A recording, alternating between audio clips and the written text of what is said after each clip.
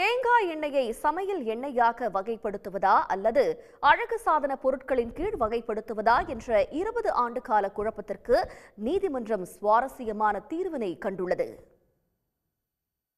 இந்தியாவில் சமையல் எண்ணெய்களுக்கு 5% ஜிஎஸ்டி விதிக்கப்பட்டுள்ள நிலையில் அழகு சாதன தயாரிப்புகளுக்கான வரி 18% ஆனால் சமையலுக்காகவும் அழகு சாதன பொருளாகவும் தேங்காய் எண்ணெய் சந்தையில் விற்கப்படுவதால் அதனை எந்த ஜிஎஸ்டி அடுக்கில் பொருத்துவது என கலால்துறை மற்றும் எண்ணெய் தயாரிப்பு நிறுவனங்களுக்கிடையே நீண்ட வாக்குவாதம் இருந்து வந்தது.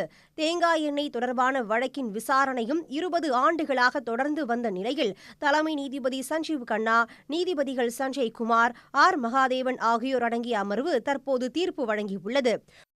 உணவு பாதுகாப்பின் கீழ் உள்ள அளவுகோல்களை பூர்த்தி செய்யும் எண்ணெயை சமையல் எண்ணெயாக வகைப்படுத்தலாம் என தீர்ப்பில் தெரிவிக்கப்பட்டுள்ளது.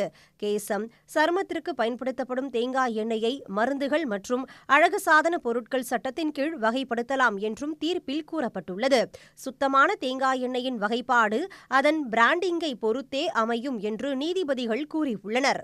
பயன்பாடுகளை வேறுபடுத்த தேங்காய் எண்ணெய் தயாரிப்புகள் மீது இது உணவுக்கானது அல்லது அழகு சாதன பொருள் என்று தெளிவான குறியீட்டு லேபிளின் அவசியத்தையும் நீதிபதிகள் அறிவுறுத்தியுள்ளனர்.